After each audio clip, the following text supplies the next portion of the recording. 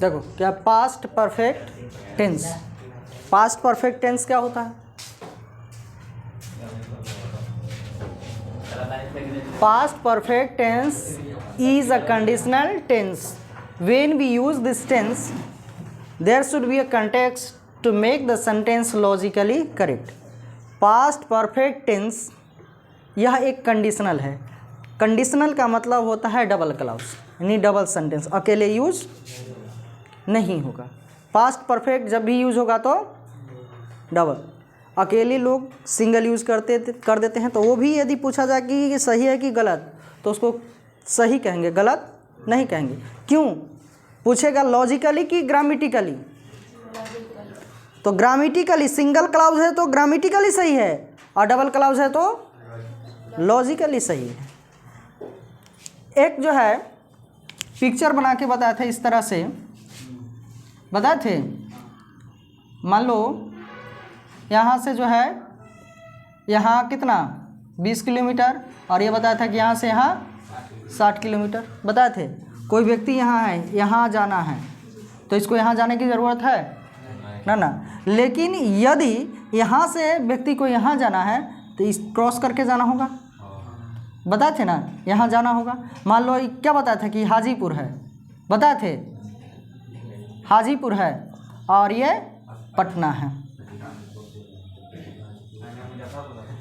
पटना है, बताए थे, ये डायग्राम बताए थे। तो यहाँ से यहाँ जाना है तो इसको तो क्रॉस करके जाना होगा। तो पहले हाजीपुर की पहले पटना आएगा, पहले हाजीपुर आ जाएगा और बाद में पटना आएगा, बाद में पटना आएगा। तो जो पहले ख़त्म उसको बोलते हैं जस्ट पास्ट। क्या बोलते हैं? Just passed. और जो बाद में आया उसको बोलते हैं मोर पास्ट। ये बताए थे, याद है? मोर पास्ट। जब पास्ट इंडेफिनिट स्टार्ट किए थे उस समय बताए थे जस्ट पास्ट, और इसको मोर पास्ट। और इसी जस्ट पास्ट को बोलते हैं पास्ट इंडेफिनिट टेंस, यानी पहले ख़त्म। मान लो कोई व्यक्ति को हाजीपुर जाना है तो पटना जाने की ज़रूरत है यहाँ से ना, पटना जाने की ज़रूरत नहीं है। लेकिन पटना जाना है तो हाजीपुर जाएगा कि नहीं? जाएगा। तो हाजीपुर पहले ख़त्म कि पटना पहले ख़त्म?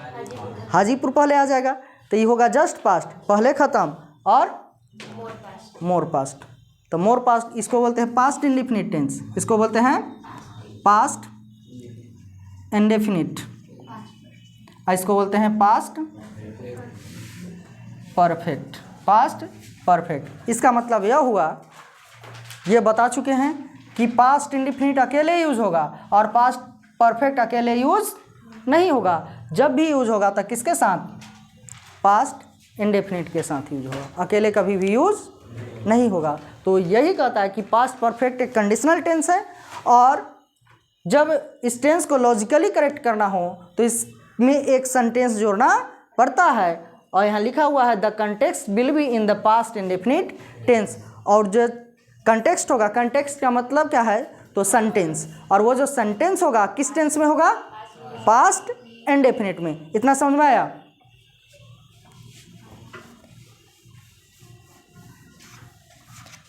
अब देखो, सबसे पहले हम लोग पढ़ लेते हैं ग्रामेटिकली।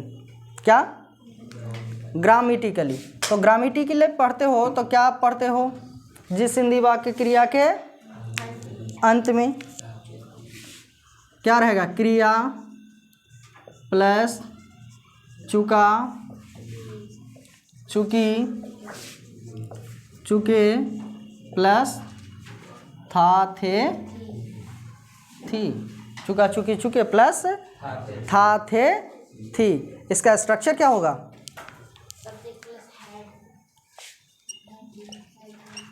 स्ट्रक्चर्स क्या हो जाएगा? रूल्स क्या हो जाएगा इसका बनाने का?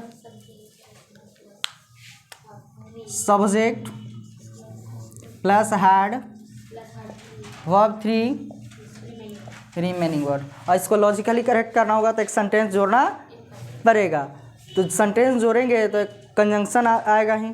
अब कौन कौन आएगा इसको बाद में, पहले ग्रामेटिकली पढ़ लेते हैं। पहले इसको नोट करो और स्ट्रक्चर 6 बनाओ।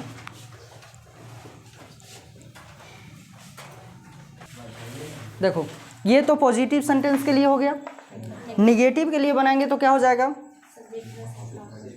Subject had plus not, verb का third form plus remaining verb.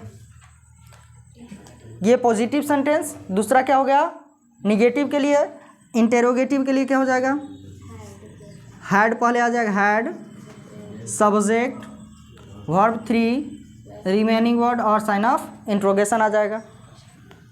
उसके बाद स्ट्रक्चर नंबर 4 ये हो गया इंटेरोगेटिव। अब इंटेरोगेटिव निगेटिव तो क्या हो जाएगा, had subject not verb 3 remaining word, object और अदर वर्ड भी यूज कर सकते हो। अब ध्यान दो ये हो गया। उसके बाद ये स्ट्रक्चर नंबर 4 5 क्या हो जाएगा, स्ट्रक्चर नंबर 5 पहले आ जाएगा IW। IW का मतलब क्या होता है, फुल फॉर्म क्या होता है, इंटेरोगेटिव वर्ड। AIC को बोलते हैं क्वेश्चन वर्ड QW, AIC को बोलते हैं WH वर्ड या WH फैमिली वर्ड भी बोलते हैं। क्या आ जाएगा, had subject verb 3 remaining word. ये हो गया क्या, WH इंटेरोगेटिव सेंटेंस। उसके बाद क्या आ जाएगा, IW had subject not verb 3 plus remaining word. ये क्या हो गया, WH इंटेरोगेटिव निगेटिव सेंटेंस। तो इस प्रकार से एक सेंटेंस लेंगे हिंदी का और उसका जो है 6 तरीके से ट्रांसलेट करेंगे।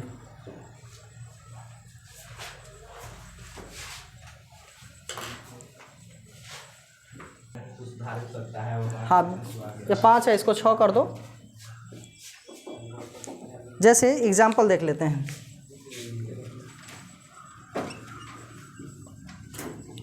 एग्जाम्पल्स समझते हैं। यदि कह दे वह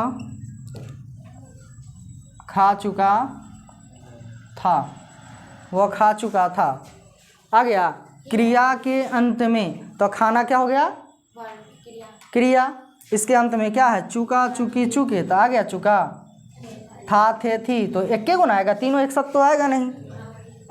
अब देखो इस ट्रांसलेट करने का रूल्स क्या है, स्ट्रक्चर क्या है, क्या है सब्जेक्ट। तो सब्जेक्ट इसमें क्या है, वह, तो वह लड़का के लिए क्या यूज़ करेंगे, ही। उसके बाद क्या आ जाएगा, हैड।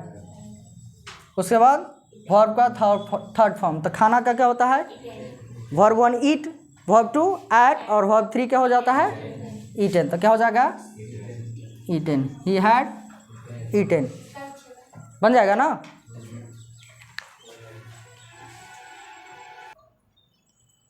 देखो निगेटिव बनाएंगे तो क्या हो जाएगा, वह नहीं खा चुका था, वह नहीं खा चुका था। स्ट्रक्चर नंबर 2 देखो क्या है, सब्जेक्ट, सब्जेक्ट क्या हो गया, ही।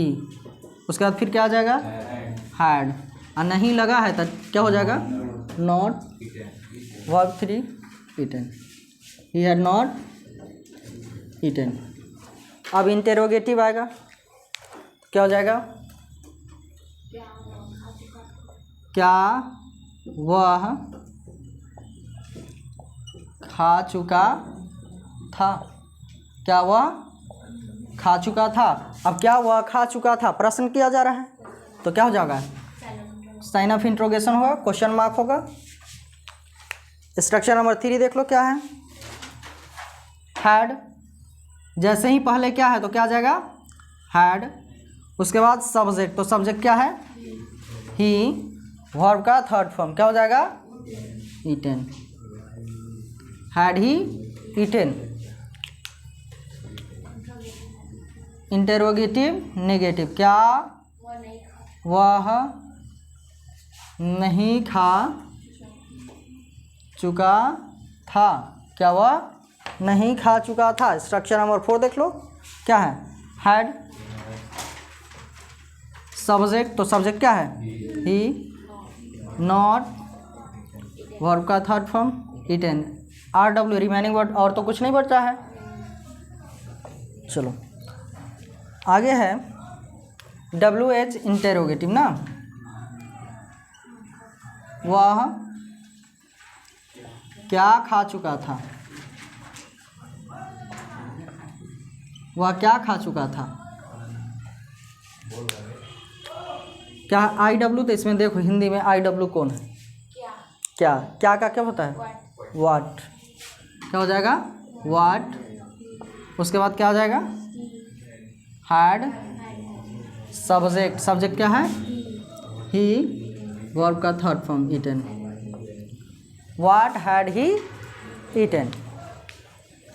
अब कह दे वह क्या नहीं खा चुका था, वह क्या नहीं खा चुका था। स्ट्रक्चर नंबर 6 देख लो, क्या है IW, तो देख लो IW कौन है इसमें, व्हाट, क्या है व्हाट, उसके बाद फिर क्या आ जाएगा had, subject he, not eaten. इस प्रकार से बन जाएगा। समझ में आया कि नहीं, समझ में आया ना, बन जाएगा।